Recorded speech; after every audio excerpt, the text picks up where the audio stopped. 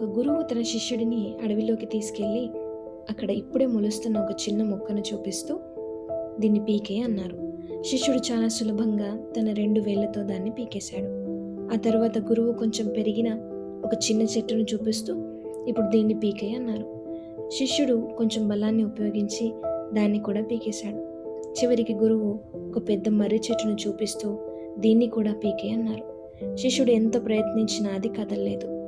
అప్పుడు గురువు నవ్వి ఇలా అన్నారు, నాయనా, మన అలవాట్లు కూడా ఇలాగే ఉంటాయి. అవి చిన్నగా ఉన్నప్పుడే మార్చుకోవడం సులభం, కానీ అవి పాతబడే కొద్దీ మన జీవితంలో బలపడిపోతాయి. అప్పుడు వాటిని మార్చుకోవడం నీ వల్ల కాదు.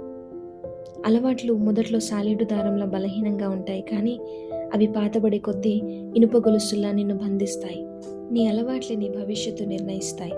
చెడు అలవాటు చిన్నగా ఉన్నప్పుడే దాన్ని తుడిచేసి. వీడియో నచ్చితే లైక్, షేర్ అండ్ సబ్స్క్రైబ్.